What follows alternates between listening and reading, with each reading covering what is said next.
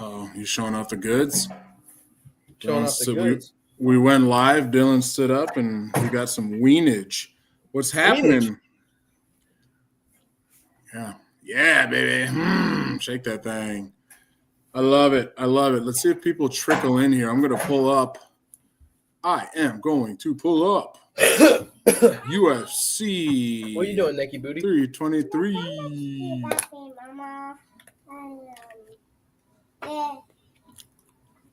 She's so freaking cute, man. I love it.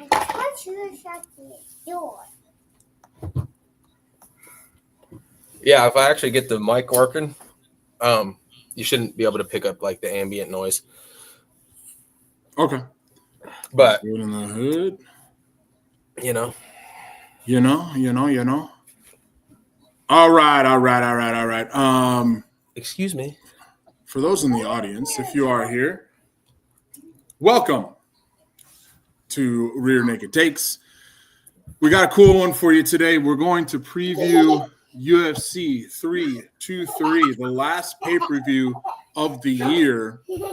Not the last fights of the year, which is surprising, but the last pay-per-view of the year.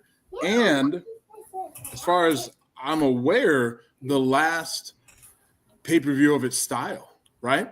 Yep. Next year, we're doing the whole Paramount plus whatever the subscription model is. I don't know yet. But this is like the last maybe ever pay-per-view UFC. That's pretty crazy. Wow. So we're going to preview that. You can get pay-per-view or you can get Paramount subscription basically the month of December for free. It's like $2. Oh, really? You see Ramirez? Who is that? Bro. Because we don't have why does YouTube do this? What? Where the handles don't come up. I don't know. I know who this is. This is Joseph Ramirez, but that's what I mean. But he has a different handle, doesn't he? Yes, I believe he does. I'm still here. I don't know. My phone does this weird thing where it wants to disconnect. Anyways, Joseph said, "Bro, I thought this was a naked podcast. I'm putting my clothes back on." Joseph, keep your clothes off. We will be naked very shortly, possibly. I can't make any promises, but especially in the rear. Yeah, definitely in the rear. See, I think this is what's funny. If you watch Glinton's podcast and you pay attention to their chat, Joseph and Megan, they weren't here. Then they were, and my computer all of a sudden decided it didn't want to work. They're sabotaging you. I'm pretty sure they have hacked into my beautiful Android phone. What up? Dude, that Glinton pod was good. You and Garrett. God, I love doing that show with her. I was and Colleen when she comes on. I love it, dude. Colleen came on and real briefly and got after it. You know what I mean? She doesn't mess around, man. That's why I like her. She's I wanted to call in. I listened to it like hours after it was recorded live, and I was like, it was one that had me. Call in? I would have if I would have listened live, but just to fucking school you guys on some shit. But what did you want to say? I want to hear it. I don't remember, but there was like you guys made Joseph. Great points. I knew she was coming. Don't you blame this shit on anyone but your damn self. Your Wi-Fi, Jeremy. But yeah, it was a good pod. Go check it out. Well, I guess the people in the chat have already. It was a great time. They were there, but it was a fiery, hot topic conversation. So it was one of those like I was very invested, and I wanted to be like, be like, oh, what about this? You know what I mean? Yeah, totally. It's funny. It's going on with Garrett and Colleen. Garrett will talk beforehand. Hey, this is what I wanted to talk about. Do you have any topics? Is there anything you don't want to talk about? Blah blah blah. And there's really nothing that I won't talk about. She's like, the only topic she gave me, the only idea, she's like, I want to talk about that Bonnie Blue. And at first I'm like, I don't know who that is off the top of my head. I did a quick Google search and it was like, oh, yeah. And I'm like, yeah, let's talk about Bonnie Blue, you know? And it turned into, like you said, a really cool conversation, man. Holy Meg hell. said, don't chicken out Colin next time so that chat can tell you how wrong you are. Yeah, for sure. No, I didn't listen live, so I couldn't call in. But I will if I catch it live. That's funny. So the chat can tell you you're wrong when you're not. Eviscerate, dude. If you call in, you better call in with some shit, or else you're gonna get eviscerated, dude.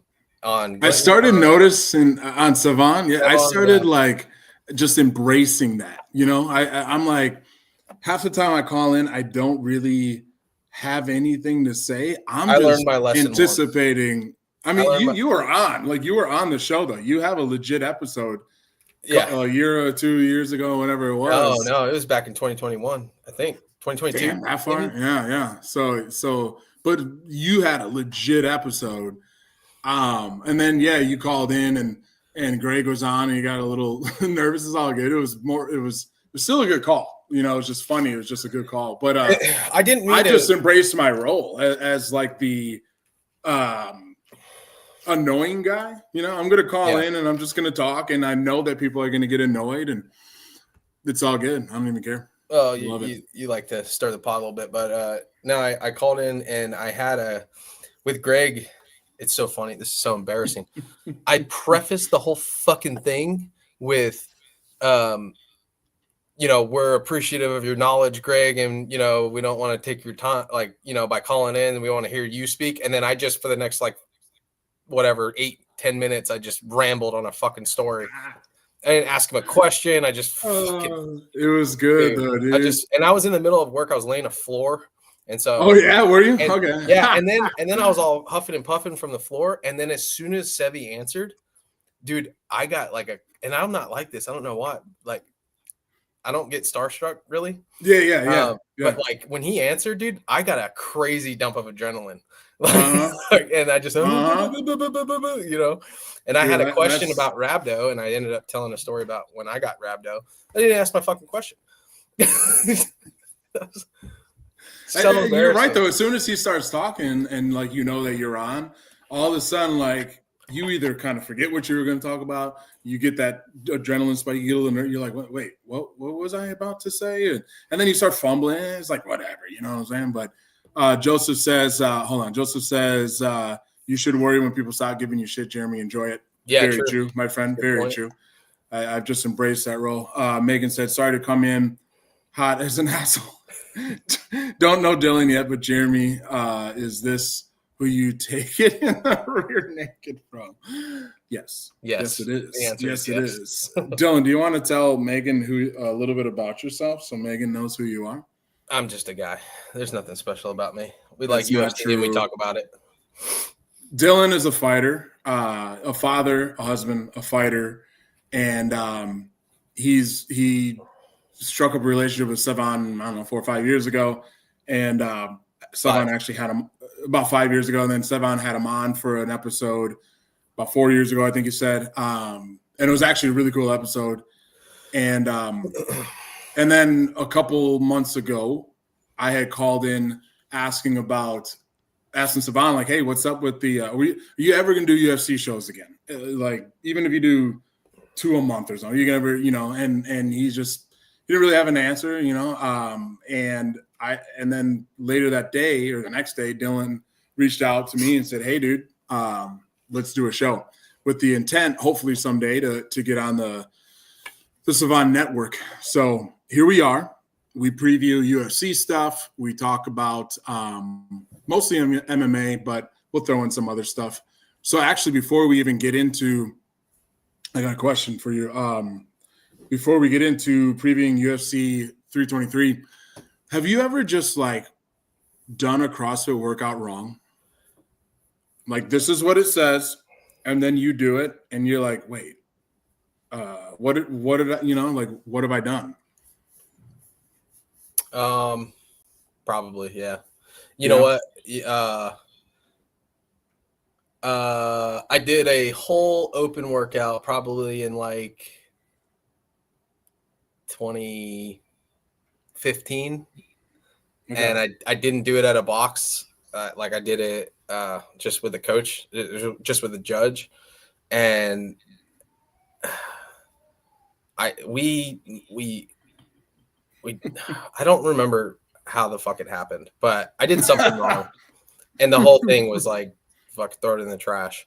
I don't know how. And my judge was new and like, you know what I mean? He didn't know. Yeah. And we just didn't catch something. And I think our tape marks was wrong. And I want to say it was like lunges, like, you know, you had 50-pound dumbbells and you had a lunge at one point.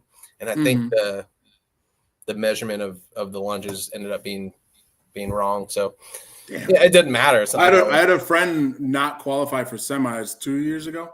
Super fit guy. He didn't qualify because the measurements were off. His own damn fault, and he owned it. You know, he owned it. Totally owned it. But yeah, same issue. And now that I think about it, I'm pretty sure there were some workouts that I probably botched. But today, I absolutely botched the workout. And I know Joseph for sure does Sentinel. Megan says, well, nice to meet you. I will continue to be an asshole now. Thank you. Love that. Love that. Megan is the nicest asshole you'll ever meet. Very appreciate. Hey, if your friends aren't busting your balls, you don't have friends. Amen.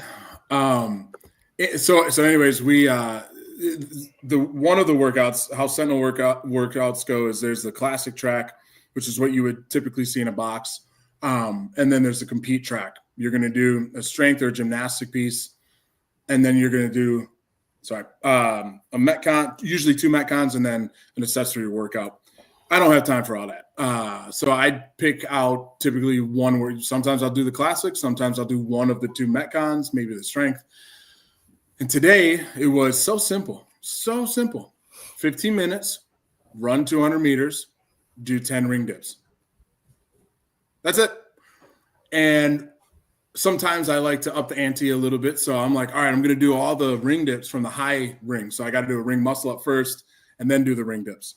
Dang, I was going to ask that if you adjust them to just dip height or if you actually jump up there and do a muscle. Because that seems stupid. But it is stupid. But you got to set up it just ups the ante a little bit. But we do have, 10 different areas around the rig where they are lower on purpose so that people don't have to dick around every class. But I like that. It would only be stupid if it was competition based. Like if it was for the open, correct. You would be dumb to just throw a muscle up. Absolutely. I'm dumb, but I'm not that dumb. So but I'm like, I'm going to do all of these from the high rings, but that's not the problem. Like that's totally fine.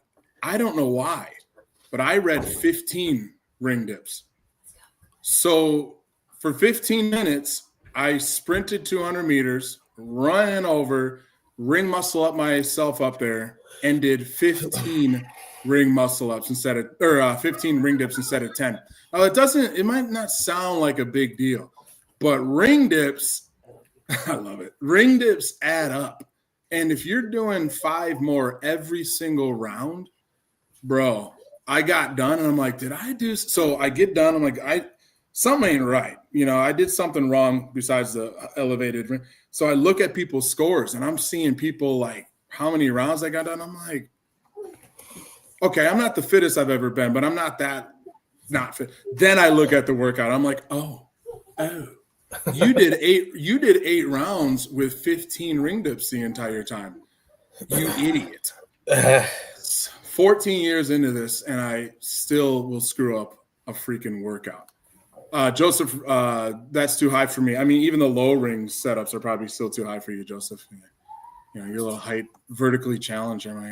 Megan says, and you're effed the whole workout up because you were changing shit that didn't need to be changed. Yes, that's basically it. I'm very well known for that. I will take a workout and just we'll do kettlebell swings. I don't like kettlebell swings, so I'm gonna do 1-arm kettlebell snatches. It's that's just what I do. That's just what I do. Garrett, you pipe down. We were just saying nice things about you. Garrett says you never read the workout right. I just don't read. Reading is below me. But anyways, that's my lame story about. I'm gonna take this off too. Do you have one of these posture correctors and things? These things are freaking sick.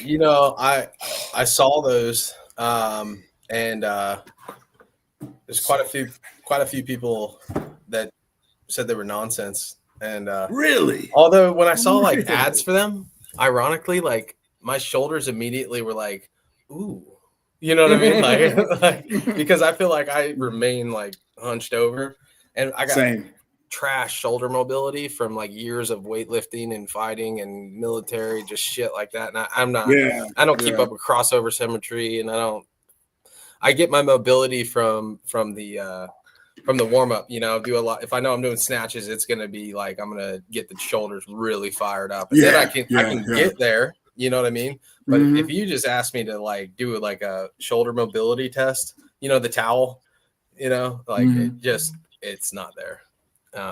So I classic saying, wait till you get my age. Yeah, right. Oh man, they're popping off. Dude, reading is fundamental. It doesn't mean I like to do it. What did Megan say? Megan said, now that we ruined your show with our presence, can we talk rear naked things now? Yes, we will, Megan. Megan, do you watch MMA? Yes, Garrett Ebonics. That's an official language. So let's so the other thing we're going to do, we're going to preview 323 UFC 323, and then we're going to give you guys, and we only got about an hour or so to do all this. We're going to give you our top 5. Are you old enough to remember this, Dillon? Oh, yeah. Garrett says reading Rainbow. Oh, yeah. Butterflies in the sky. Oh, yeah. That's pretty good. Bro, that brings back some memories, Garrett. We're going to give you our top 5 fights of the year. Each of us have, we'll go like you go, I go, top 5, fights of the year. And who knows what else we'll get into. But let's start with the final pay-per-view card, maybe ever, but definitely of the year. And Hooked on Phonics. Here we go. Never worked for me. Meg said Hooked on Phonics never worked for me. Never worked for me either, Megs. Don't worry. It's a scam. It's a total scam. My mom could never afford it anyway. So this is how I know Joseph is definitely maybe not a current UFC guy, and we're going to change that. But I can tell that at some point he liked it. Chuck Liddell and Tito Ortiz. Yeah, I can tell, Joseph, you seem like the guy that definitely wore the Affliction shirts back in the day and possibly got in fights at BW3s over BW3s. I haven't heard it called that in a long time. Woo, beat-ups. That's funny, dude. Oh, Megan says Ronda Rousey versus I don't know if you've seen this, Dillon, but I keep seeing rumors that she's going to make a comeback next year. And part of me wants her to, so we can see her just get mashed. But the other part of me is like, why? Like what? I don't want you were cool. Right. Like you live in your legacy. Exactly. Don't ruin it. You don't need well, she already ruined a lot of it by not, Chael said it best, she went bad on her fans, basically saying that, anybody, as soon as she lost, then everybody hated her and blah, blah, blah, blah, blah. And Chael was like, your mistake was not like thinking that you, like, your fans were in support of you. Your mistake was thinking that your fans like loved you. You just can't live in that. Like the fans are fickle as shit in this sport. Yeah, man. And, yeah. And it's just like Ronda Rousey's she's a legend. She's going to go down in the Hall of Fame. She did it. She did the damn thing on the highest level and carried the title for a long time. Please stay retired. Yeah. Just do yourself a favor. Don't do what we've seen guys do. They try to come back. And I mean, I can think of Ken Shamrock tried to do it. Even Chuck Liddell, man, he started getting knocked out. He just keeps trying to come back. And Shogun, and it's like, guys, you were amazing. And I get it. It's hard to turn it off, right? But just stop. So yeah. I hope she, like Megan said, stay retired, girl. Station 19. I don't know what is that, Garrett? What is Garrett says Ronda was hot on the show Station 19. It's got to be like a firefighter show. It is. Was she like I'm guessing she was like a guest appearance on it or something? And that's the funny thing about Ronda is like she definitely can be hot. You know what I mean? Like she can, you catch her on the right day and it's like, oh, all right. Oh, you know what? I do remember her being in. She was in, and maybe you are too young for this, possibly, but the show Entourage is an HBO show. I'm not too young for that, but I just never watched it. I'm not a big TV but guy. Okay, I knew you were into, but Yeah. the like you've seen it, like heard of it, or Yeah. Entourage. Okay, yeah. That was one of my favorite shows when I did watch. Was that the one with 50? No, is that Ballers? Oh, is that Ballers? Entourage is The Rock? No, Entourage. So that The Rock was in Ballers. Entourage was I'm getting my Jeremy black guys mixed up. Yeah. It was Jeremy Piven. Here, I'll bring it up. Entourage. We'll just detour real quick. Entourage show. So it was this. It had Jeremy Piven and then like a bunch of B-level actors. Kevin Dillon, his brother was Matt Dillon from Something About Mary. But like dude, right here, Vinny Chase, that was his character. He was basically, this show was Mark Wahlberg and like his rise to fame in Hollywood, and like this was Mark Wahlberg's entourage. So Jeremy Pivens is his agent. This was his best buddy. Eric E. Turtle was one of his buddies, and then so they're all from New York, move out, and so it was one of my favorite shows ever, dude. Like especially Jeremy Pivens, he's the agent, and I mean that no one has played a role better fucking ever. That guy was fantastic. Anyways, some more viewer comments. I love it. Anderson Silva coming back. Yep, there's another example, Joseph, of kind of a disappointment that just stay retired, man. Especially someone that good. Megan says, if I was a lesbian, I would agree. What do you mean if? What do you mean if? Oh, you're good. You're good, Joseph. Ari Gold. Yeah, there it is. Ari Gold. One of the best, one of my favorite characters in any show or movie ever. Anyways, let's get back on track. Let's preview UFC 323. We'll start. We won't go early prelims. Matter of fact, we'll even skip, if you're cool with it, that first prelim, unless you're hyped on. No. Nothing. Skip it. I like this matchup quite a bit. Macy Barber, who, if I'm not mistaken, where are you fighting out of? I'm pretty sure Milwaukee. She was born in where the hell is Greeley, United States? She's a prodigy of Askren, isn't she? That's what I thought, and that's what I was looking for. I'm pretty sure she trained with Askren or under Askren for some time, which is awesome to see that mofo back up. Dude, she won a fight and then was hospitalized shortly after for like some crazy illness. I don't remember, but I think like Barber was? Yeah, I think she had some weird, like, I want to say like organ failure, like some shit where like things weren't clicking or working, and she was hospitalized for a while. 11 days in the hospital. I'm reading it right now. 2025 health scare related to an illness that forced her to miss a UFC main event. She spent 11 days in the hospital. Crazy. That's crazy. What was she hospitalized? Oh, you know what it was? She had a seizure backstage. It was right before she was supposed to go on. She was warming up, hitting the mitts, and the next thing she knew, she was in the hospital.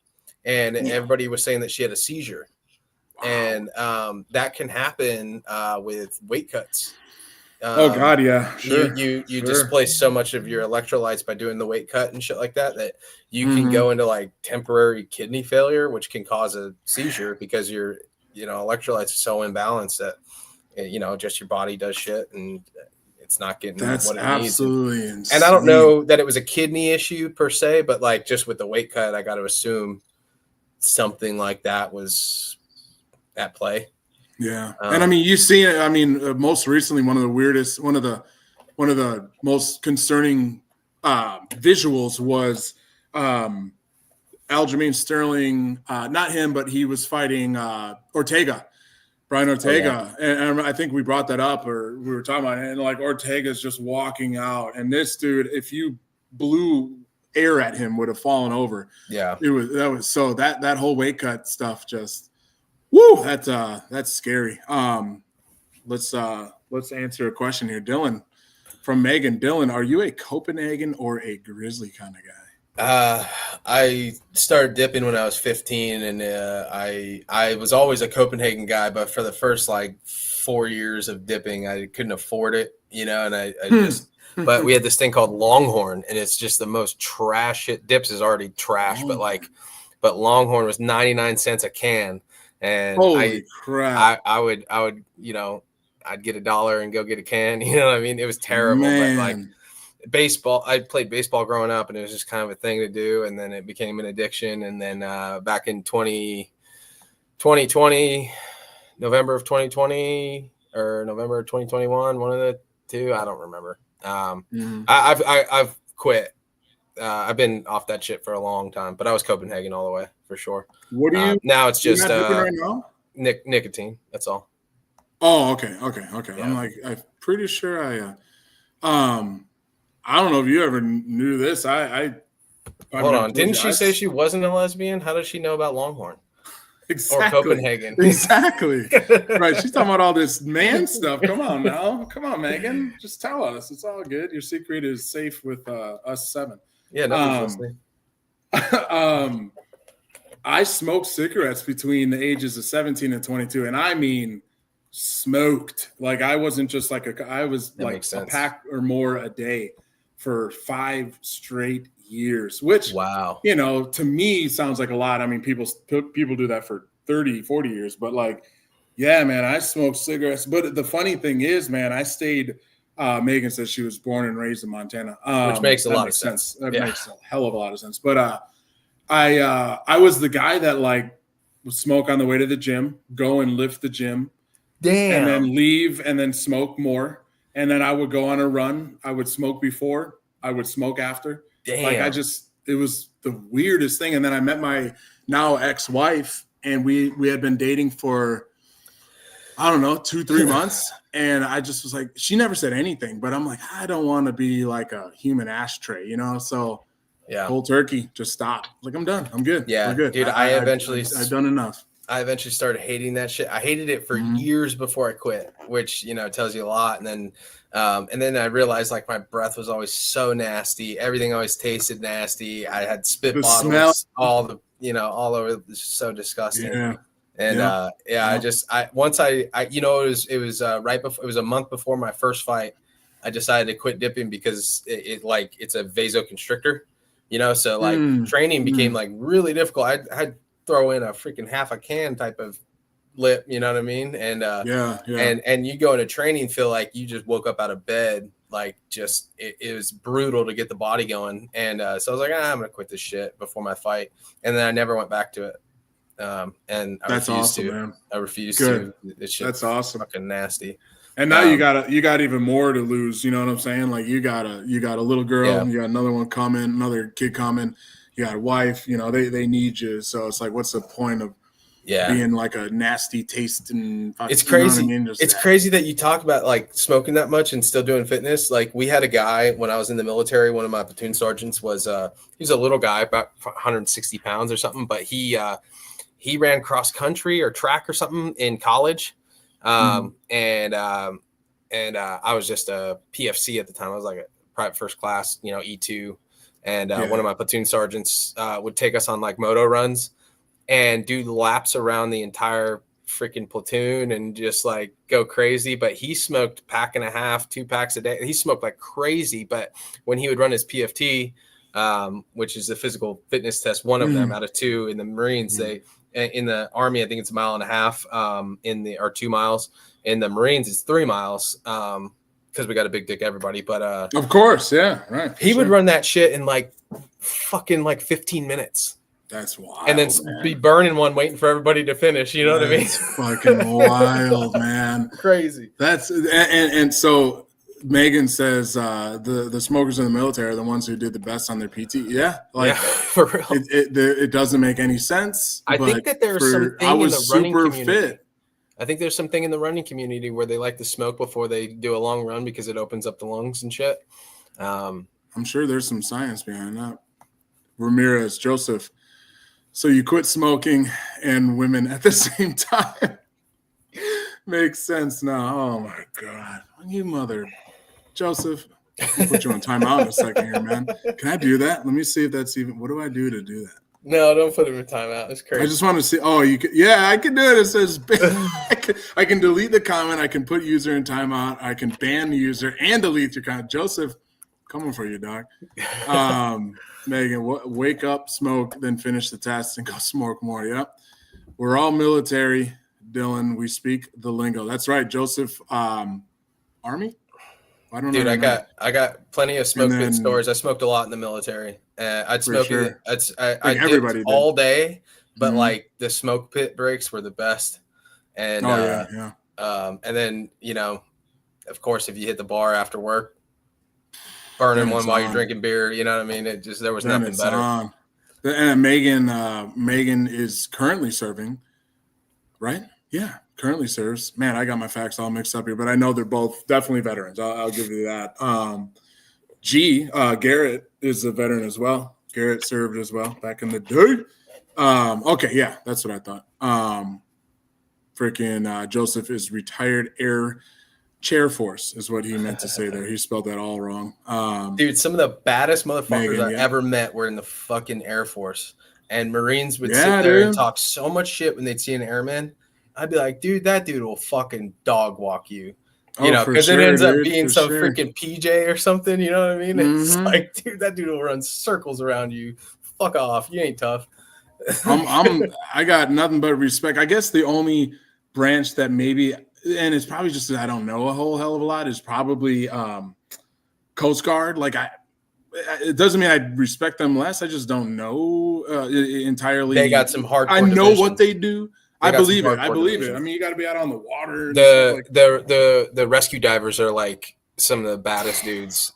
I can't imagine. Hurricane force wind type of shit, dropping into water to rescue people who have abandoned ship or, you know, overboard or whatever, and they're saving. I mean, dude, crazy. But like all branches of the military, there's plenty of useless motherfuckers, and then there's like components in each branch that, like, there's some seriously bad motherfuckers. You know what I mean? So it's just like, And speaking of Air Force too, like one of the guy, the CEO of my dad group, the WeBus thing, 27-year Air Force retired colonel, 27 years. And that's not the most badass thing. The most badass thing is for the majority of his time in, he was a combat pararescuer. So like he's going into the shit when it's going down, and pulling dudes out, and like that was his life. And that's crazy. So like, yeah, man. What do we got here? We got Megan, almost 20 years. You're gonna call 20, do 20 and retire, Megan? That's you gotta do more than 20 now. Yeah, I guess so. That's amazing though, man. I fucking best military. What'd she say? Best military briefing I ever got. Best military briefing was the Coast Guard brief about what they do. I bet. I totally believe it. Like, I need to educate myself more on the Coast Guard. Joseph said the Army dudes loved me in Afghanistan as their S6 cons were always up. There you go. So you weren't Army. You were Marines, right? Did I say Army before? No, he was Air Force. Oh, yeah. I'm sorry. Damn, Joseph, I'm sorry. Oh, Chair Force. Right there. I made fun of you. Megan, 20 and done. Good for you. But just to clarify, like I'm not like any caliber of what Jeremy had done, what anybody in the chat has done. I did in the military. I did 8 years. I did 2 years active, and the rest were reserves, and I didn't have any pumps or nothing special like that. Did a lot of cool fucking badass shit. I was in a recon unit for 5 years. And we did a lot of fucking badass shit, but I'd never fucking had a pump, fortunately. Of course, I was piss and vinegar, and all I wanted to do was go shoot terrorists in the face. But I had a lot of good dudes that took me under their wing, you know, who had pumps and been there, and they were like, dude, trust me, you don't want to go play fucking hopscotch in the desert with IEDs. You know what I mean? Like you're that good, is correct. Listen, you raised your right hand. And you know what I'm saying? You freaking, like, you said, hey, send me. You know what I'm saying? Just because they didn't doesn't mean anything. You join, like Ramirez is saying here, man. You joined and served, and that's all that matters. You can't help. Thanks, buddy. You know, like if you were one of those that, and we all had these hard to respect them, where they dodged deployments, man. They were deployment dodgers. Yeah. They did everything they could to get out of 17 years in, 25 years in. I remember some of these E7s and stuff, and they would dodge. And see, that's I got a problem with that. But you can't help where you go, what you do. So like Megan said, don't downplay yourself. You did more than a lot of people by signing your name on that line. I think I've told you this before. I mean, if you look up the stats, I much appreciate it. Unless I'm wrong, it's still like 1% of the population in the entire military. Yeah. In the entire, that's not just the Army, or that's the entire military.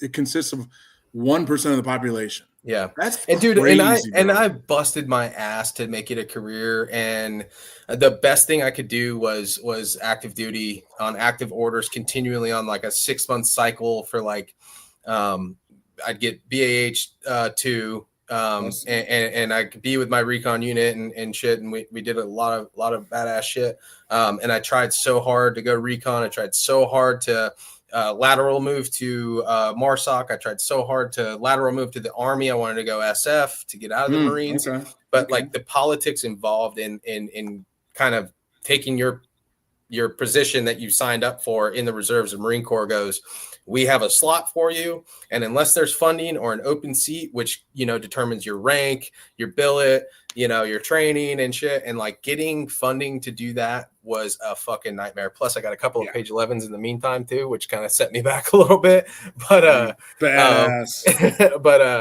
but I definitely tried my ass off, and I would look for, like on McTim's, like they would have like deployment billet filling, and you could select and put in for it and say, hey, I'm a XYZ rank, this is my billet, this is my MOS, do you have an open spot for me? And my problem was when I joined, I was just entering in, I was at the tail end of GWAT, so basically peacetime. You know what I mean? So there wasn't a whole lot of shit going on. And the only positions they had open for pumps to jump on a MEU or to jump on like somebody, some unit in, Camp Pendleton going to fucking Kuwait or something like that. You know what I mean? Like just something to get a deployment. They were always looking for like E6s. They're like, we got plenty of E3s. We're good. You know what I mean? Like, I got out as an E5. I was proud of that. I did a lot of cool shit and did a lot of funerals and stuff like that, which is like extraordinary, which I learned to be proud of that.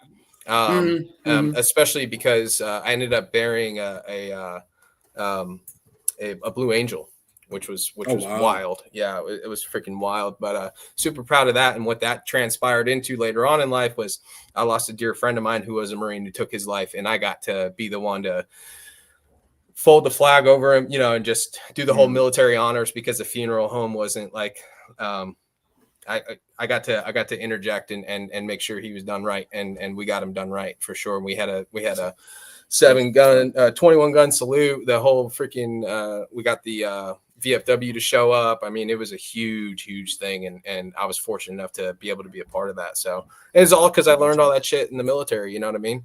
Yeah. I'm grateful and I'm proud of my career. I just, I got tons of respect for the guys who had actually been out there and fought the good fight. And I just have to, in good conscience, when I talk about the military, like I have to preface like, hey, I didn't do shit. You know what I mean? Because I'm not trying to put myself in the same bag as y'all. Because they're a humble son of a bitch. I mean, there's still time to re-enlist, man. You know what I mean? Fuck no. All right, let's get back on track. We're talking about Macy. But thanks, guys, everybody in the chat. Love you guys. Thank you. Absolutely. Thank you for they gave you some peace of mind there. But so Macy is on a man. She's on a win streak. Was that 5? She's on a 5, 1, 2, 3, 4, 5, 6 fight win streak. We have more decisions than stoppages. Matter of fact, She only has 2 stoppages in her entire career, at least in the UFC. But she also is very young. How old is Macy? 29? 27. 27, yeah. So she is so young. I think she could hold the title by the end of 2026. I think she could hold the title. You think so? Yeah. Who's the current flyweight? Is that Mackenzie Dern? Is Mackenzie the flyweight? She's strawweight. She just won it a few weeks ago. Who? Dern. So Mackenzie is. Yeah. No, it's Valentina. Valentina. Yeah, Valentina. That's what I thought. Strawweight. She's a little bit lighter. So if she's gonna hold gold, which I do agree and think she Valentina's gonna get definitely capable. That's what I was gonna say. Valentina has to get out of the way. She's got to go up or something, retire. She's gonna go up. She's gonna go up, challenge the winner of Nunes and Harrison. So I think she'll be out of the way, and I think Macy can take it. I agree. Especially if it is who would it be then? Anyways, there's yeah, I guess so. Zhang's gonna go back down, and she's gonna Molly. I love Mackenzie Dern for many reasons, but she is not on the same level as Zhang. Zhang is going to sweep the floor with her, and I love it when he does this. He just runs away. Back from the derailment now, Megan. But yeah, Macy could hold a belt if it is Mackenzie Dern that is the holder of the belt. I think it would be a great fight. But as far as this young lady goes, I haven't heard a whole lot about Miss Silva. She got 1, 2, 3. So she's only lost once, right? Yeah, she's only lost once to Rahu, who is no slouch. That was just over a year ago. We have another. This is just going to be. Well, never mind. We have as many stoppages as we have decisions. So she's got 3 submissions. I know she's really good on the ground. Clearly, 3 submissions. You have to be pretty good on the ground, pretty well versed. So I can see. I'm going to call, and this is what we do, audiences. We will predict our winners. But I'm going to say that if Macy doesn't get caught up in something on the ground, Macy will win. I will give her a second. No, I'll give her a unanimous decision. She's not much of a stopper. I'll give her a unanimous decision win. However, if she does engage on the ground, I think Miss Silva will catch her in something. She's good on the ground. Really she can wrestle. She's very good. Macy? Barber, yeah. Yeah, she can wrestle, but when you're going against someone who's really a really good jiu-jitsu practitioner, jiu-jitsu is just the worst. It's the worst thing to have in your pocket for MMA. Maybe, but not if you're on the ground with someone who wants to wrestle you that isn't as good at jiu-jitsu. Does that make sense? Yeah, but you're going to do a lot more scrambling. They're not going to have time to control you because you're not going to really accept being on the ground. You're going to be able to get out, get up, and restart back to striking. Then you can initiate your own takedown, be on top. She might be able to reverse that, but then there's going to be a scramble again. She'll get back up and, rinse, repeat. So I think, Barber could take it by decision. All right, so we agree on that one. Moving on. Are there any other prelims that you're seeing right now that you want to? Terrence McKinney. I got Terrence McKinney by knockout. Chris Duncan's good, but Terrence McKinney's a motherfucker, dude. And I love his nickname too. T-Rex is such a cool. He's got a crazy cool story. Was like a former crazy drug addict, and like his whole thing was that like he had this really bad like he went crazy. His brain split in half and did some real violent shit. I don't think like many people got hurt, but like a lot of like shit where the cops came and had to wrestle him down and fight him and arrest him, and he did some time and blah blah blah. But he went sober from there and just went straight into fighting and completely just turned his life around. And it's just starching people in the UFC. I love that. He's a bad dude. I love Terrence McKinney. He's so cool. Really cool. That is really freaking cool. I root him on every time. He is 31. Yeah, I love that. That's a crazy story. And one thing I'm going to point out right now, I'm going to agree that he's going to win. But one thing I'm going to say, do you see a decision on this? No. He either gets knocked out or knocks people out. Yes, and I love that. I mean, look at this. I'll go one more back. Usually with almost any fighter you can name, you're going to see a decision. So he made his debut against Steamroller Favola and knocked him out in like 8 seconds. It was just a 1-2, just like a feint jab, boom, piston down the middle and smoked him.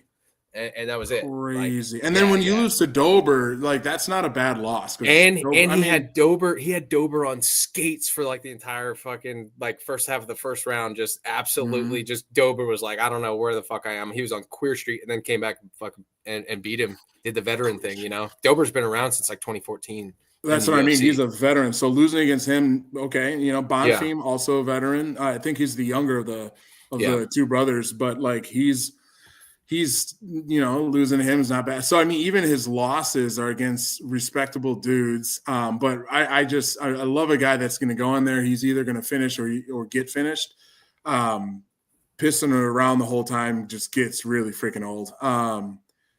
Chris Dunk, I just want to click on him if it allows me. Maybe my dial-up isn't working anymore. Hold on a second. Let's try this one more time. There we go.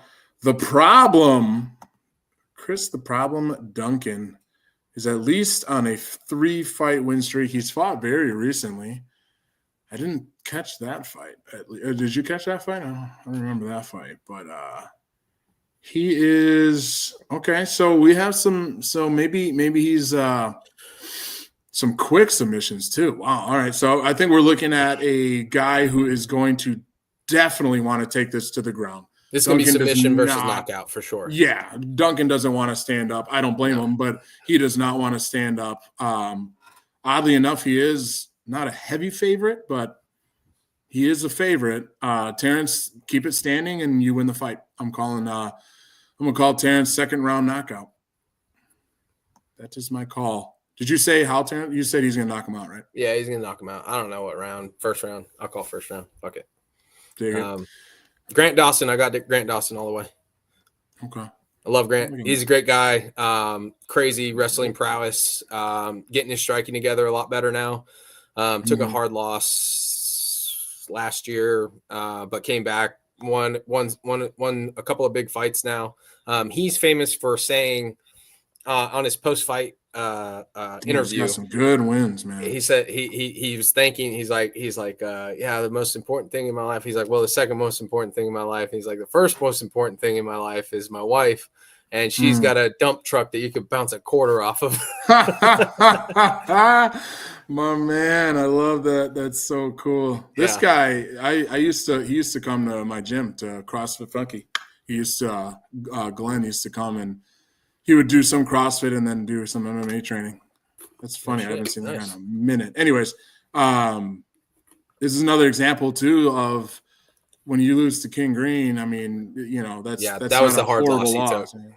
It is a hard loss. It is quick. It was a quick knockout. But I mean, Green's no slouch. So, and clearly he learned what to do, what not to do, maybe. And you go 3 fights in a row here. Spanning a year and a half here of he hasn't fought in about 11 months here, but still, like, you got a nice stretch of wins. Ferreira is a formidable guy to defeat. You said Dawson gets it done, and I'm gonna have to agree with you. There. So that's the end of the prelims. Let's talk about the I know you're gonna have some feelings on this. This is actually a pretty good card, man. Is it as good as 322?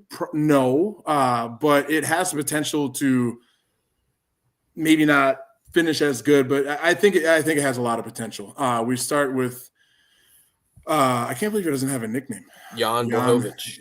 Jan doesn't have a nickname. That's kind of surprising. Jan, what did Garrett say?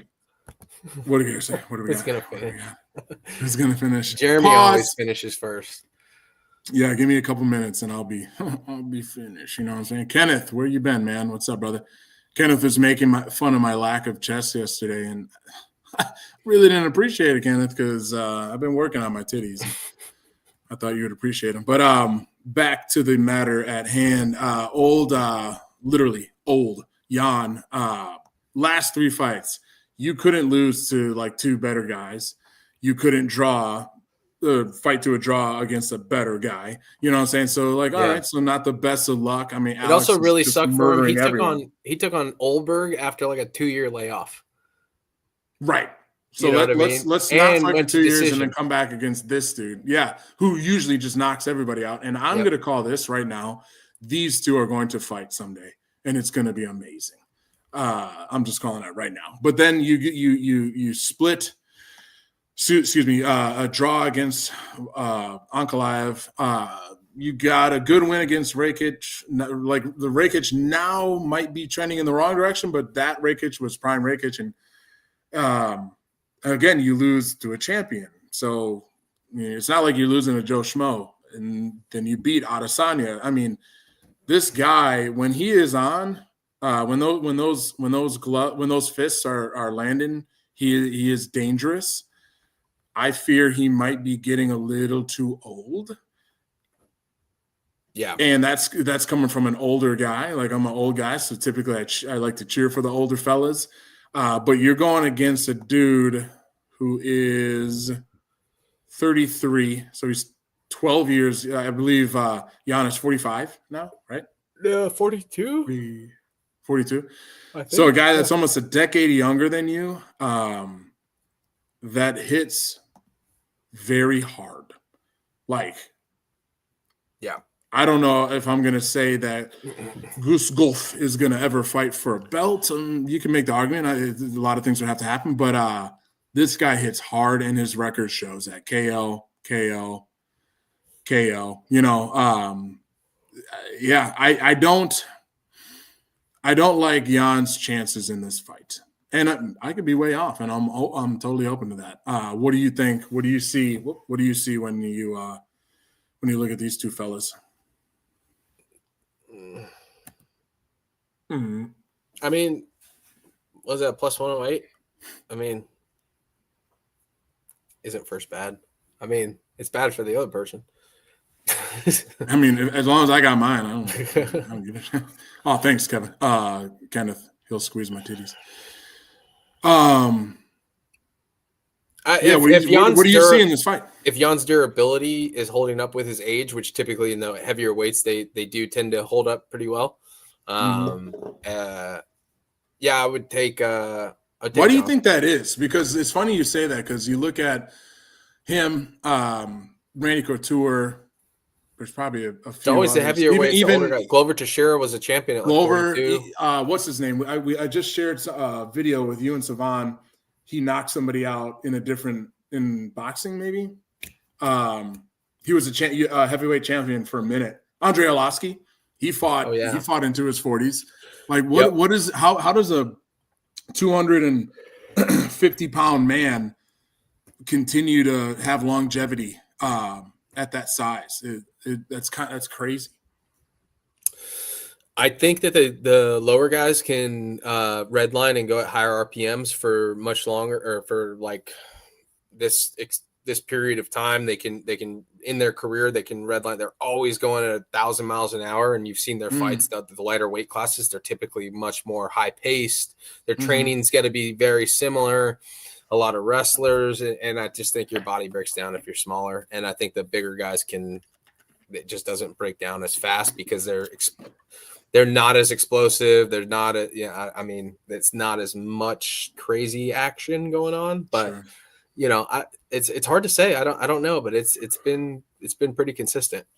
It has. It's been very consistent over the years. So I got who's that movie, The Rock? He's the old Pride fighter. Whatever that guy's name was. But you're talking about the Smashing Machine. The Smash Machine, about, yeah. I haven't seen it. Mark Kerr. Mark Kerr, sorry. He was older. Yeah, anyways, I got you got Jan. Okay, all right. So we disagree on this one. You got Jan. I'm gonna say I see a guy in Jan going this way, and I see a guy in Gustav going this way. Again, I'm totally open to being wrong, and I probably will be. Even though last UFC I was fucking 8-2, but yeah, I think someone's gonna get knocked out. I mean, that's just what's gonna happen. I think it's gonna be awesome. It'll be a good way to kick off the main card. And then my man Henry Cejudo, because he is so wildly. I love that you get mad every day. I'll say it the correct way. So Cejudo. He is just so wildly entertaining. You will never. He's getting a little older. He's 38, but you'll never watch a Triple C match and be bored ever. Yeah. This dude, like, he just. Quick side tangent, just because I saw his name. Did you see Sean O'Malley? He's gonna fight Yadong, and he had a quote. You saw his quote. He's like, I don't. What do you say? I don't beat my dong, but I'm gonna beat Yadong. Yeah. Oh, that was fantastic, dude. But he's another guy that's like losing to the best of the best. Yadong is very much up and coming. And that was an eye poke. That was an eye poke too. Oh, so. Sure. Yeah. I forgot about that. Yeah. Merab is Merab. Aljamain, former champ. He beat. Which, by the way, comes back after a few years of a layoff and contends with two of the greatest in the world in the weight class. And 3 years. 3 years he didn't fight, almost to the day. Yeah. And like you said, goes to a split decision, goes to a unanimous decision. I mean, this guy, TJ Dillashaw, one of the greatest of all time, knocked him out in 33 seconds, Yeah, that was at Mighty Mouse Johnson. Tough cut from TJ. True, yeah. One of the best fighters at that weight. Like Henry, man, if he wants to, I don't know where his mindset is. And we talked about this on a previous show. At 38, you've held multiple belts. He held two at the same time, right? Yep. At one point. Yeah. So you've held multiple belts. 125 and 135. Yep. You've done this for a long time. You're 38. That division is stacked. Do you really feel you have another run in you? Or is this kind of just, I'm going to get paid and hopefully maybe even get a bonus? I don't know. You definitely think you can do it. You definitely think you can do it. But also you're like looking at it's like Peyton Talbot's got a few fights in the UFC. You're like, I've got freaking 15 fights in the UFC. I didn't know Talbot was black. What the hell?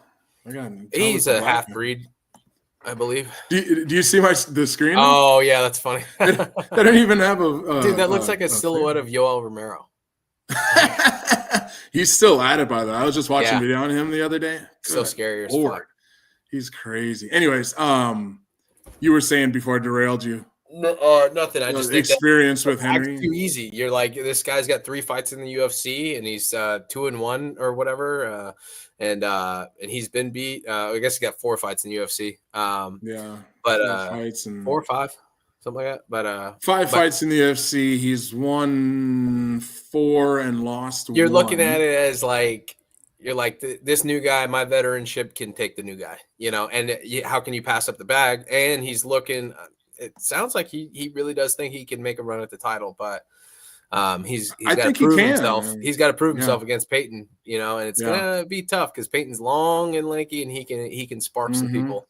But he also has been known to be hit a little bit, but he can wrestle like a motherfucker. Olympic champion 2008. So, I mean, it's gonna be an interesting fight. I got Cejudo. I'm going with the old dogs. This is where Peyton wants people to finish. Is that a target? That's the target. Like, finish your load right here. I'm gonna agree with you. I don't think Peyton can't do it, but I think the experience. He got handled by a much lesser wrestler, So, and Cejudo's a cerebral. He's one of the best. Yeah, he knows how to game plan it. Yeah, especially in that division. Like, I'll say that if Henry has the mindset of like, this is my last chance, then I don't see him losing. Not to Peyton. Like, you know, eventually in this run, he'll lose, you know, but like if he's like, this is it, I mean, come on, you know what I mean? Like it's game over. We have a 13-year-old girl against Brandon Moreno. I mean, come on, look at this kid, dude. Holy crap. Yeah. I mean, his that kid's is nasty, the best. dude. He's nasty. He is so nasty. He looks like every martial art movie I watched as a kid. Like, that was the dude right there. Like, at some point in the movie, you had to fight him. You know what I mean? How old is he? I want to actually know how old. Oh, 25. Okay, so he is. Yeah, this kid is the best. I mean, you don't get a nickname the best without being pretty damn good at what you do. We're looking at his fights.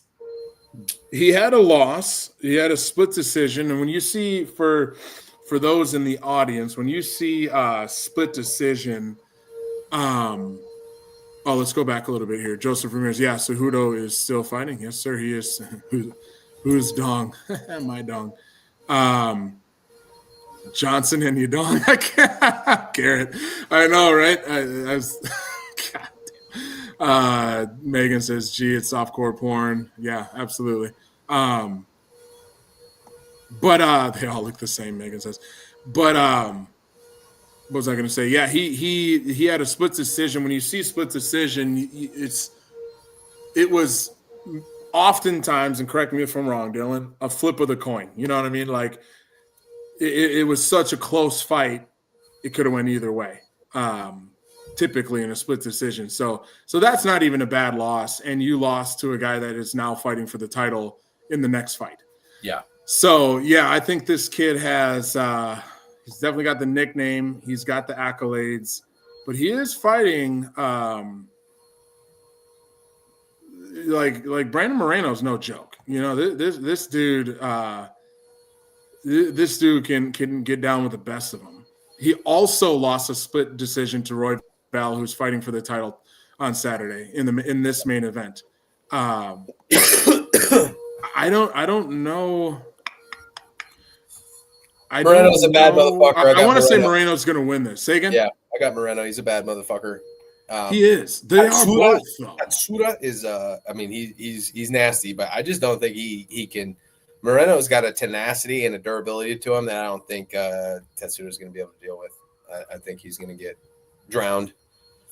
I agree, and also another experience versus not necessarily no experience, but a lot less. You know, Brandon Moreno's been around the block, bunch of title fights, held the title. You know, I mean, it's not a good matchup.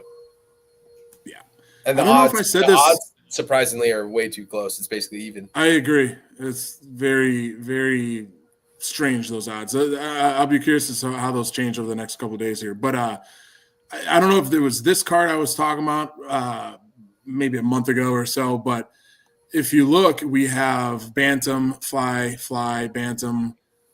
We have a light heavyweight. Besides this light heavyweight fight, we have lightweight and prelims, lightweight, flyweight. This might be the longest UFC in history because, you know, these dudes don't typically knock each other out. It's typically 3 to 5 round. Just, you know, I'll be curious to see,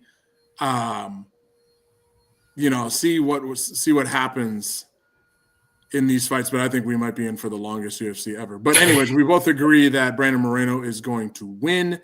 We now move to the co-main event. This is a double title fight card. Joshua the Fearless. That's a cool nickname. Pretty cool chest piece there too, man. I like that. That's dope. This kid beat, I don't know why I said Roy Val was fighting on the main card, but this kid beat, if you remember, Roy Val, who beat the other two that are fighting in the fight before. So that, and he took it on like 8 days notice or something. Like, really short notice. Really short notice. Damn. This might be the quickest like skyrocket to the title in bantamweight history. Fuck, are they bantamweight? What are they? No, they're flyweight. Flyweight. Thank you. Yeah. Because he once he beat Roy Val on that like real last minute show up and fight. Like was it Royval or was it the one before? He showed up and did work. And either way, it made a huge name for him. And then he fought. I think he fought the next week afterward. And maybe that's what it was. He fought. He pieced up somebody, and then he fought Royval on the following week because he went and got a quick knockout, and went and fought Royval and beat him. And so they were like, "Fuck it, put him at the title." Dillon is never going to go. No. You guys. He loves it. Dillon loves fun, it. Man. You guys are fun. For sure. Keep it coming. I love it. She's here for it. Shout out, P. That's why I can't watch. They need to start at 9 a.m. They are way too late for me on the East Coast. Oh, you're talking about the Megan's talking about the that's event the thing with the Paramount card. Dana, they're going to start an hour earlier. Yeah. Thank God. That's pretty cool. I know, seriously, because you guys are all East Coast. I'm Central, so it's like 9 o'clock main start. No, not too bad. It still ends up going to midnight or so, but like, man, y'all are dying over there. 10 o'clock start. Screw that. That's crazy, man. Yeah. So yeah, it's gonna start an hour earlier. So yeah, you're totally correct. He jumped fast, and I think well deserved. This kid has shown that he can. Man, what a nickname, the Cannibal. Well, Joshua has shown that he can hang with the big boys. Pantoja is Pantoja is it's Pantoja. Unbelievable. I'll say whatever I want. Okay. Well, it's Portuguese, so it's Pantoja. Is if it was Spanish, it'd be Pantoja. Yeah. Oh, I gotcha. He hasn't lost since 2020, the year that we don't talk about, right? And I mean, this dude he kind of flies under the radar. Because maybe the division he's in, maybe, people are more interested in some of the drama in the heavier weight classes, some of the knock. I don't know. But Pantoja is an absolute animal. And giving Josh Van all his due praise, I don't see him being able to hang with the Cannibal, a guy that is just – he's similar to this guy, Merab, where he's almost unbeatable. They're not the same fighter, but like Pantoja is just, I don't know. I see him winning. I think it's going to be a 5-round unanimous decision. He'll just show for 5 rounds why he is the champ. But I think it's going to be a great fight. I think he's going to finish him. You think he's going to finish him? We will see a finish. Too much, dude. Too much. Like, I think it's going to be good on Van for doing what he's done. It is crazy impressive. He will have plenty of shots at the title and those upper contenders again, but too much, too fast for sure. Pantoja is too many weapons, and he beats him in all facets, striking and ground game, everything. And the volume that comes from Pantoja is insane. It is crazy. It's crazy. I think he's going to drown him by round 2. Okay. I could see that. Submish. All right, you got submission that one. And then we are looking at the main event, Merab versus Peter Yan for the second time. They fought earlier this year, right? That was that was a couple of years ago, wasn't it? Maybe. Oh yeah, what am I talking about? Earlier this year.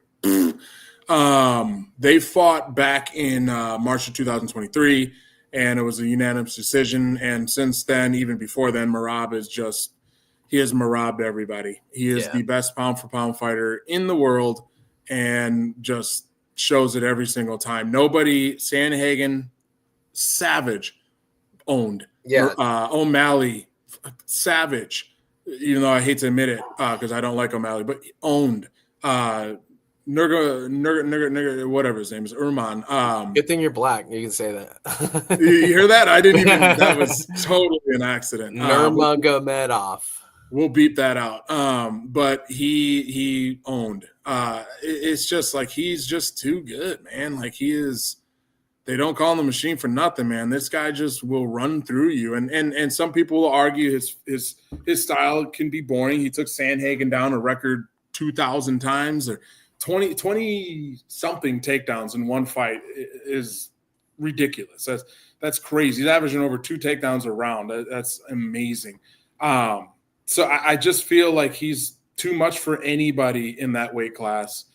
And that's saying something because Peter Yan is no slouch. This dude is an absolute savage himself. He has possibly the best boxing in that division.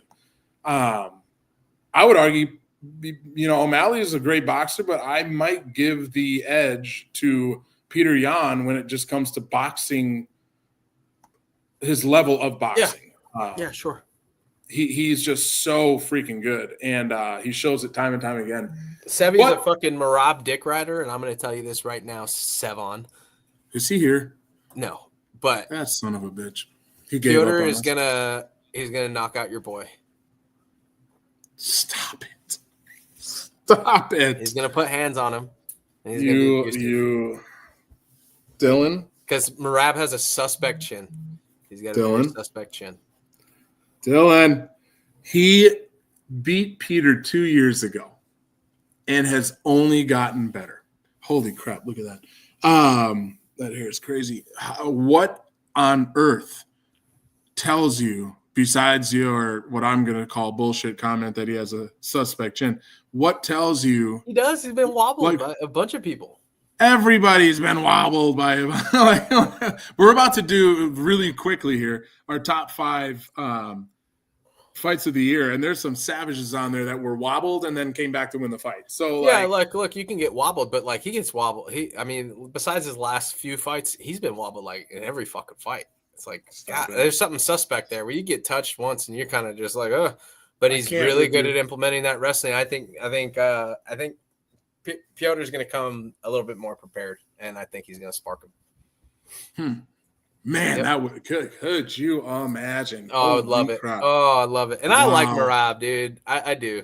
I know you appreciate him. I know you like him, but he's just that. You could say that about almost any other weight class, and I would give it to you. I'd be like, okay, yeah, that could happen. Almost any other, not all of them, but this one, I just think Merab is too damn good. But we'll see. That would be absolutely insane if that happens. But yeah, so 9:00 Central Time on Saturday. That's going to be the main card. There's your preview for you. It's probably not going to be the best card of the year all around, but I don't think it'll be the worst. We already saw the worst in Cyril Gane gouging his fingers into Aspinall's eyes, and speaking of that, dude, they're saying, I don't know if you've seen this, but Aspinall has produced a bunch of doctor reports. Yeah, about this. People are calling BS on that. They're saying that those are fabricated, those are made up, they're bullshit. And I'm like, stupid. Aspinall doesn't seem like the guy to do that. Like, I know that I had my issue with it at first, thinking, like, come on, bro, like, you're the champ, you're a man, fight through it, blah blah blah. But I don't want to say he fabricated medical documents. He's not afraid of Cyril Gane. He might have been afraid in that first round because he's like, what the fuck's going on? But like, I don't think he's afraid. You know what I mean? But to that level. Joseph Ramirez, I've been waiting for the top 5 fights of the year for the last hour. Let's go. Let's get after foreplay, dude. We were foreplaying you, brother. You go first, guys. I gotta cut this one short. I gotta go, so we're gonna kind of blaze through this. But and Jeremy, you're willing to stay on. I'll give my 5, and then you can stay on, hang out with the group and stuff. But I'm gonna have to cut. Wait, why did I lose you? What? Can you hear me? All of a sudden, you went quiet on me. But now I can hear you. Talk again. Can you hear me now? Yeah, that was weird. I pulled up something on my screen and you went silent. Anyways. What did you say? You said in Jeremy? I said I gotta cut it short. I gotta bounce here in a couple of minutes so I can go through my top 5. But of course, Jeremy, if you want to stay and hang out and talk shit, do your thing. Let's do that. Let's do that. You do your top 5. I'll pull them up real quick as you talk about them, and then I'll do mine. We'll do that. Cool. What your first is, dude? Well, this was impossible. Actually, start with 5. I'm sorry. Start with 5. And yes, it was impossible. Keep going. I got Olives and Gamrot. Charlie Olives versus Gamrot. That was That would be number 5 for me. I loved Charlie Olives coming back, getting that big win, and then doing it against a guy that's a tough motherfucker in Gamrot.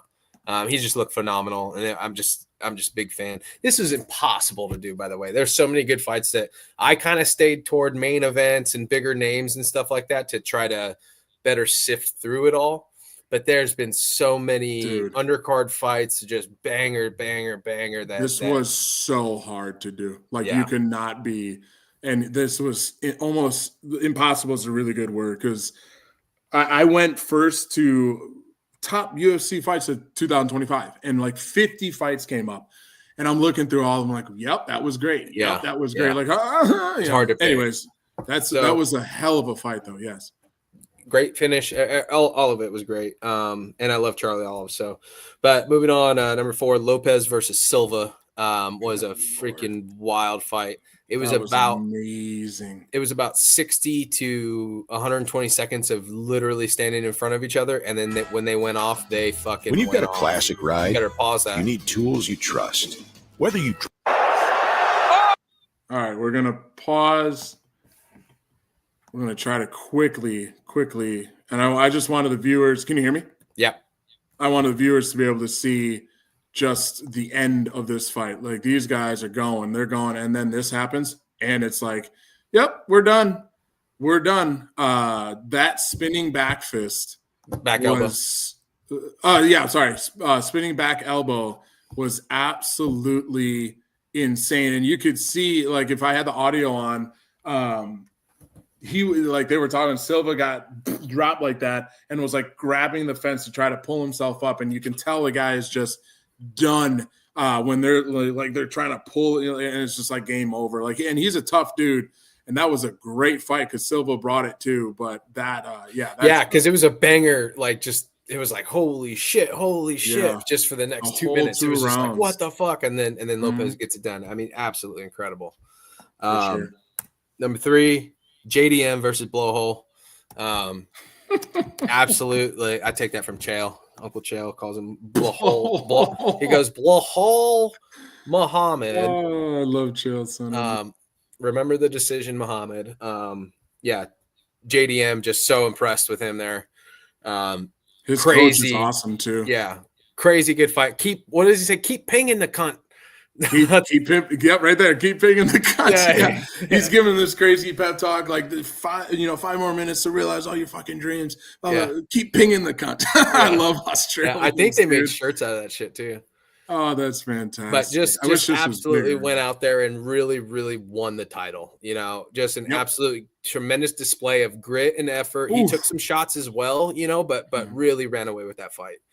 And it was and to that point, to win, to beat a guy, to be the contender, challenger against a champ, to go 5 rounds, you have to show that you beat him. Yeah, they're not just like, you kind of won. Like and you can look at Alexander Gustafsson versus John Jones. Yeah, you can look at a lot of fights where you can make the argument that Gustafsson won the fight, but like to beat the champ the way JDM did was unbelievable. Very impressive. Unbelievable. It was a tremendous fight. I put it at number 2 more so for the legacy aspect of it, which was Max versus DP versus Dustin Poirier. Oh God. Poirier is my favorite fighter of all time, by far. I love him to death, but I also love Max. It was just going into it was just like, oh my gosh, it's just a dream, the fighter's wet dream. Just watching this display of it was Poirier's walk-off fight. He didn't get the win. That's Islam. He didn't get the win, but I'm not mad at Max winning it. You know what I mean? Like and defending the BMF. Way of putting it. I just it was everything I ever wanted, other than DP losing. But fucking the torch is passed. I guess, you know what I mean? It just it's like 100%. And the way he went out was like on his terms, and he didn't get knocked out, and he wasn't face down, ass up on the canvas, and he walked away. It's beautiful. I love that. It was a tremendous fight too. Tremendous fight. It was really good. They both put on a clinic. Like, this is what fighting should look like, and they're just both legends. I love Poirier is definitely top 3 of my favorite of all time. I love that guy. Class act. Number 1, Lopez versus Volk. Love both those fighters. Love Volk. Been a Volk fan for a long time. When I started fighting, Volk was who I wanted to emulate. And just always loved his personality, always loved his fighting style. He always brought it, beat some really freaking crazy high level dudes. But then he fights Lopez, and he and Lopez in this fight went to fucking war because Lopez came with, I am going to get my title. It's my time. And this is a Volk who's going to fucking get his title back. You know what I mean? And just and this is a vacant title, right? Because Topuria had just gone up, and he had just come off the knockout of Topuria, and the knockout of he got knocked out by Islam, got knocked out by Topuria, comes up, and he fights Lopez, gets his title back. It was a banger of a fight. You're never gonna have a boring fight with Lopez. You're never gonna have a boring fight with Vulcan. Man, it showed up, showed out. It one of the greatest fights I've ever seen. Just tremendous. I totally agree. And you know what's really freaking cool besides your list? That was a freaking great list. They're going to fight again. They're the first. I know. I saw that. It's like, fuck, dude. Which stresses me the fuck out because I think Lopez might I would take Lopez by fucking TKO or something, in this second round, because I just think Volk, that was that whatever life he had left in fighting world, that fight right there took the rest of it from him. You know what I mean? Yeah. So yeah. I don't remember if they're the first pay-per-view. I want to say the first pay-per-view, whatever you want to call it, is Harrison and Nunes. I could be wrong. January 24th. No, it is. It's them, and they should be the main event, but they're the co-main event. The main event is Gaethje and Patty. Pimlet. Yeah. Oh, so freaking disappointing. But that's the first quote unquote pay-per-view of I wonder how they're going to classify it. What are they going to call them? They're not there's always been pay-per-views, championship fights or something like that. Title fights.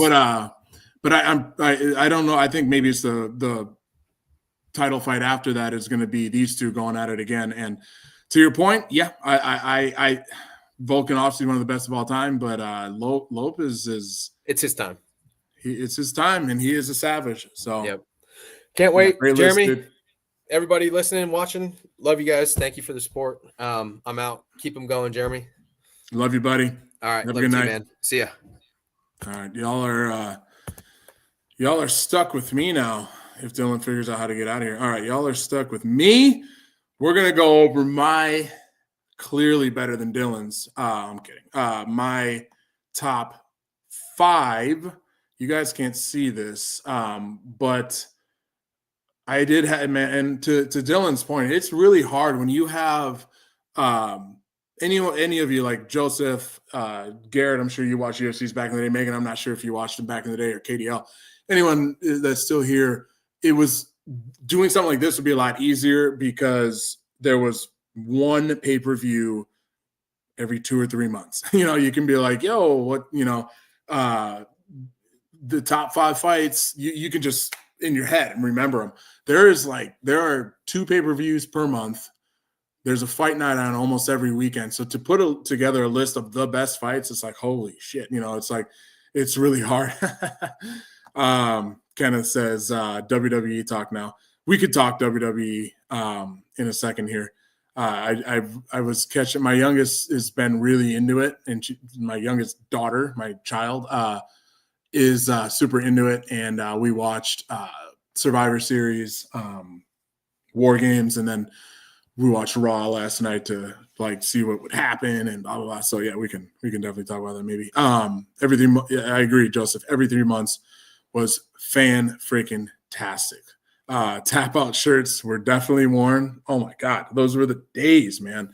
I actually in 2010 took my ex to Jersey City. We stayed in Jersey City, right across from New York City, and then the UFC was in Newark, and it was which is very similar. That city is very similar to where I live, or where I'm from here in Milwaukee, just like a industrial blue collar type of city. But it was GSP versus Dan Hardy, 2010, the glory years of the UFC, if you ask me, especially GSP. Holy hell! And being there live and watching, everyone has their tap out or affliction shirts, and it's funny. Of course, we go out after the event to my car, and how they parked us in. We're all parked one car in front of the other in this big lot, so you have to wait for the person behind you or in front of you to come out and move. So while we're standing there waiting, I start some older dude, and by older I mean like late 60s, early 50s, or late 50s, early 60s. He comes up, hey, how's it going? You know, we just start chatting, and a fight breaks out over here, a fight breaks out over there. You know, it's just real quick scrums. But I'm talking to this guy, and, you know, he's like, oh, where are you from? And I tell him I'm from Milwaukee, and I'm like, yeah, where are you from? And he's like, I'm from Jersey. And, oh, cool, man, must be nice. You know, you get a UFC in your home city. He's like, yeah, pretty excited. The next UFC is going to be in Abu Dhabi. My son's going to be fighting. Oh, cool. I'm thinking prelims or early. I'm like, who's your son? And he's like, Frankie Edgar. You ever hear of Frankie Edgar? I'm like, yeah, that's like my favorite dude at that time. I mean, GSP was up there with my favorite dudes, but excuse me, the Frankie Edgar was definitely up there. And of course, I'm like, this guy's just saying that, right? Like, there's no way that I just randomly have ran into Frankie Edgar's dad, right? So, anyways, we finished talking, get in the car, we leave. Well, the next UFC, they do in a lot of them, they did a behind the scenes. Frank Edgar and his family. I forget who he was fighting, but it was for the belt at that time. And anyways, they show Frankie Edgar at his home in New Jersey, and there's his dad. I'm like, damn, dude, that's pretty cool. I got to meet Frankie Edgar's dad. Megan, I don't know if either Dan Hardy or GSP had a broken leg in that fight.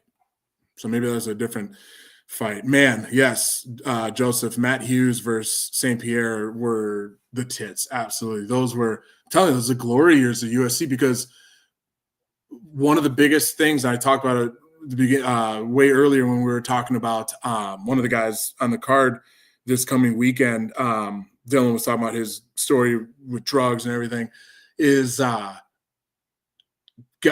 in those days, most of the time people fought to win, not to not lose. If you catch my drift, like now you're seeing a lot of too much, in my opinion, too much feeling out, too many fights going to decisions. Back in those days, man, I'm either going to knock you out, you're going to knock me out, or I'm going to submit you and you're going to submit me, or it'll go to 3 or 5 rounds, but it was a war. And back in these days, Matt Hughes, St. Pierre, you had the Dan Hendersons versus Michael Bisping's, like there were just wars going on, and those were the days. And yep, Joseph Chuck Liddell was definitely you spelt his name 2 different ways now, by the way, which is totally fine, but funny, I had to point that out. But he was a great example. Like he towards the end of his career, he actually is kind of sad. He started getting knocked out too much, and Dana White had to tell him to hang it up. Like, hey, not gonna let you fight anymore. But before that, he was knocking dudes out. When did you ever see a Chuck Liddell decision? You know, like it didn't happen. Like, yeah. So, anyways, cool story. Hey, let's talk about my top 5. I want to say only one of our Dillon's and mine's actually are on this. Nope, 2 of them. 2 of them are on the top 5. So maybe we'll skim over them, or I'll give my reasons. I did have an honorable mention, but I won't bore you guys with that. Number 5. Most of you guys are gonna be like, I don't know who these guys are. I've never. What are you talking about? This fight was amazing. 1, because the fight, first of all, was amazing, but 2, Malcolm Wellmaker, first of all, was 10-0 coming into this fight, 10-0 fighter, absolute savage, just mashing dudes, heavily favored against the original opponent, who the name escapes me. Well, original opponent, injured, doesn't make weight, something. They bring in Ethan Ewing, who's never fought in the UFC, had won the belt the week before, a week prior, in some other lower level, lower tier league. No experience in the UFC, just fought a week prior. No one's ever heard of this guy. Comes in, heavily underdog, Ethan Ewing, and puts on an absolute clinic. Now, these are just a bunch of still shots, and I won't play the audio because I don't want to get our little podcast here flagged. But this guy, Ethan Ewing, came in, this little construction worker from somewhere or another, America, no one's ever heard of, comes in and absolutely put on the clinic of a lifetime. I would highly encourage you guys, if you are MMA fans, to go and watch this fight. Because, like I said, this young man right here, he won Fight of the Night.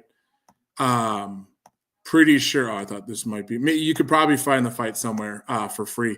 But wins Fight of the Night, 48-hour notice, puts on a clinic. Hey, Dillon, 48-hour notice, and just absolutely, it was like, you don't ever see that. You typically see, like, it's so rare. It's happened, but like you see a guy on short notice, 48-hour notice, a week notice, whatever. They come in, they usually had trouble cutting weight and making weight.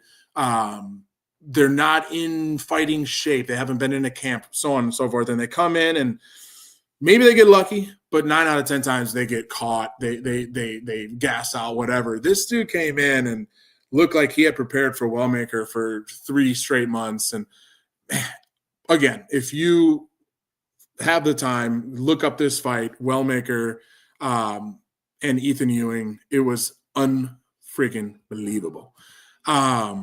That's my number 5. My number 4, and again, I won't bore you again, is what do you call it? JDM, who is short for Jack Della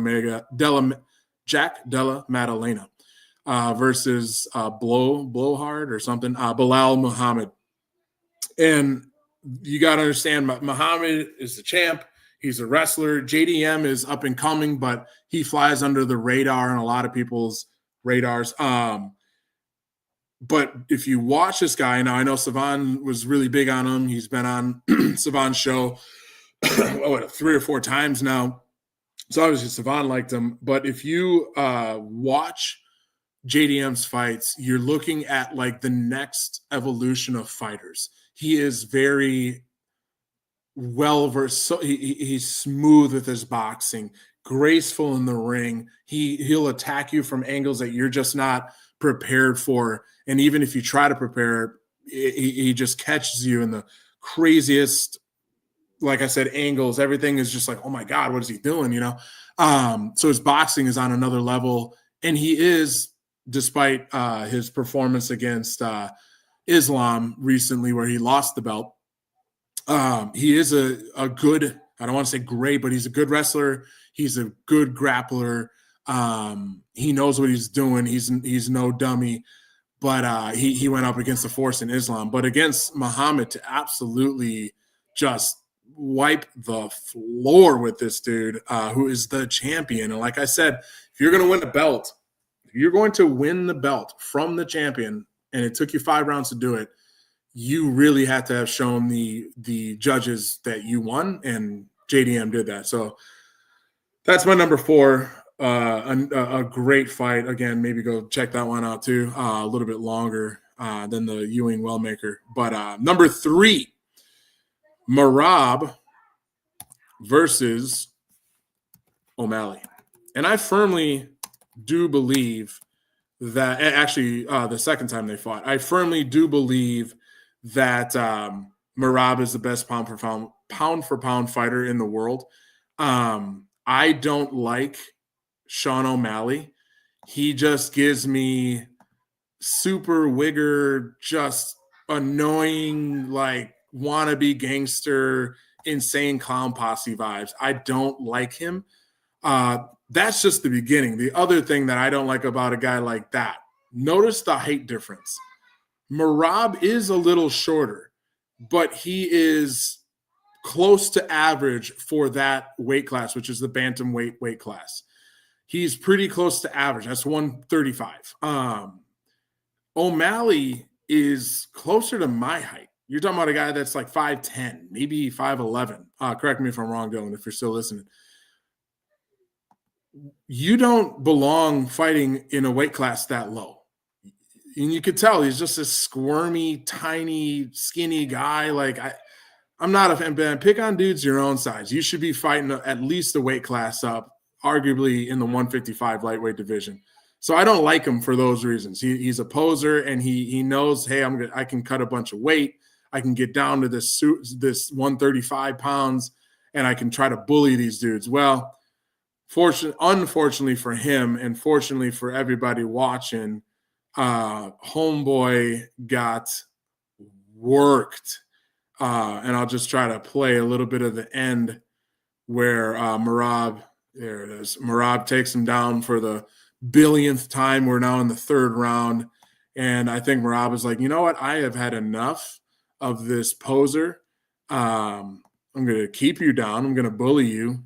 This is big brother versus little brother. And now I'm just going to break your neck. And for those that say Merab never finishes anybody, well, he finished somebody right there, and then goes and shakes the Trump's hand right after the fight. And he's not American. He didn't have to go over to the president and shake his hand. This guy's from Georgia, not America, Georgia. He's from other Georgia. And he goes over and shakes Trump's hand. I mean, absolute clinic, absolute dude. Wigger, Dillon. Damn hard R. Our show's going to get flagged for something here. So that's my number 3. Number two, we're almost there, guys. This fight was funny because I am not, how do you spell this mofo's name, dude? These freaking foreign there it is. This dude is one of the weirdest fighters you're ever going to see. He is like, his style is so unorthodox at best, and he's like bumping and bobbing up and down, and like it's annoying to watch unless you respect the game. You kind of get what he's doing, where he's going with everything. Sorry, Wayfair commercial. But to paint a picture real quick, this is the third round. Khalil Roundtree, who's got a really cool story himself, used to be way overweight, heavy dude. Sorry, I just got distracted. Yuri's autism moments. Oh my God.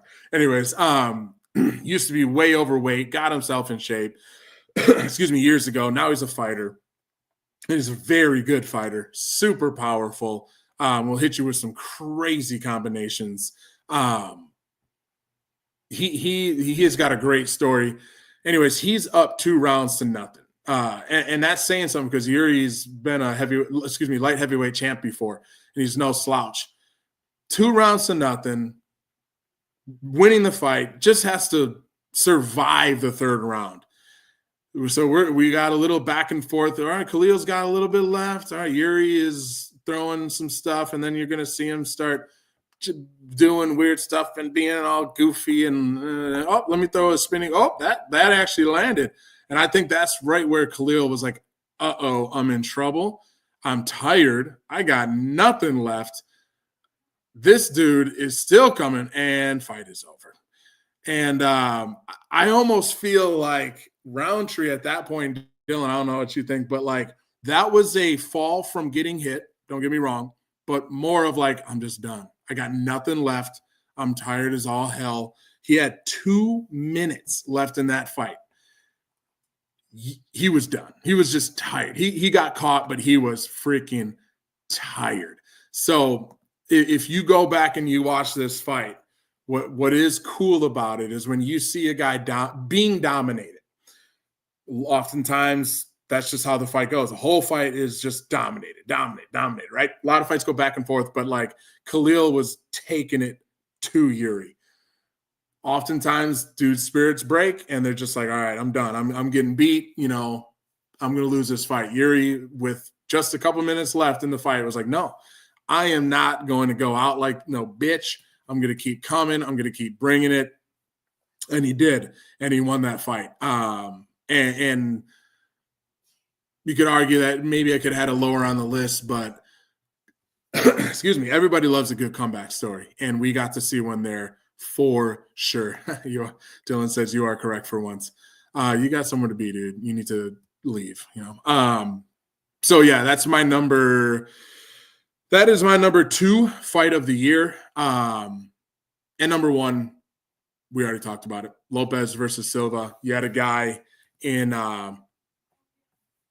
Silva who is up and coming. He's a very, I don't want to say arrogant. Would arrogant be the right word, Dillon? He's a very, very, very sure of himself fighter. And these dudes were going at it until that moment.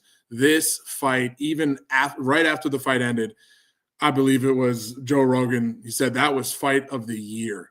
And he is not wrong. They were going at it. Like it was back and forth and back and forth. And to see a dude that full of themselves and what really happened is he got outside of himself. He got outside of his game plan. Think of a CrossFit workouts for those you CrossFitters that are still listening. You know what to do and what not to do. When you're going to do Fran, you know what to do. And maybe that's a bad example. I need a little bit longer of a workout. You're going to do Nancy, 5 rounds for time, 400-meter run, 15 overhead squats. You know what to do and you know what not to do. Dillon says, off to Bible study to read the good book. God bless you. I love you, dude. Have fun.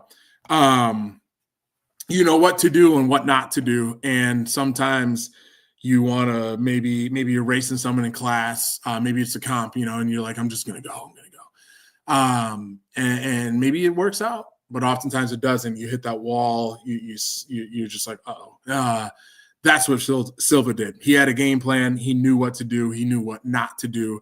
And he decided, I'm going to fly close to the sun. And he got a little too close. And Lopez caught him with a beautiful spinning back elbow. That was gorgeous. So those are – I wish we had more time. We were yapping a little bit. I was yapping a little bit earlier. But I wish we had more time because I wanted to break each one of those fights down. But, there's always next time. I know tonight we have in 45 minutes or so, we have – maybe I should verify this before I say it, but I believe we have the spin, right? Barbell spin usually is at 6:30 on Wednesdays live. Let's see. You guys live tonight? Yep. So 6:30, naming the WFP finals workouts. So they'll do that.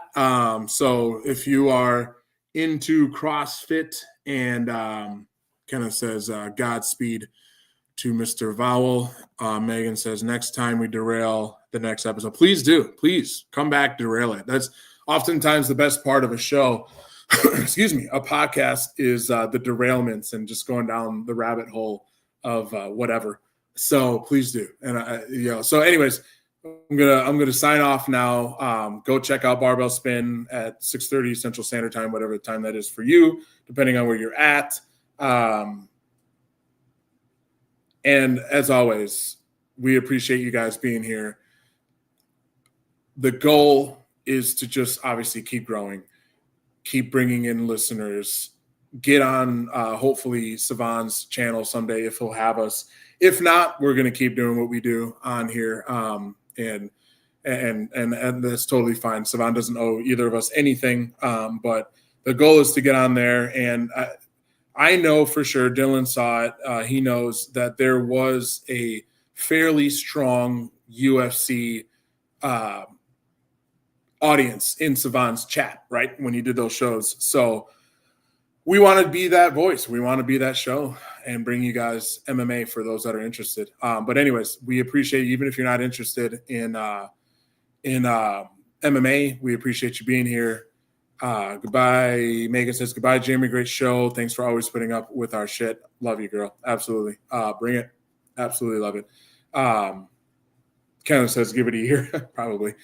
You just got to keep on Savon, man. Like, if you know him, you have to just keep on. He's got a lot of buckets that he's balancing. So you just got to keep on him. Joseph said, hell yeah, keep going. We'll be here as much as possible. Appreciate you guys. So yeah, I'm going to sign off for today. Thank you for being here.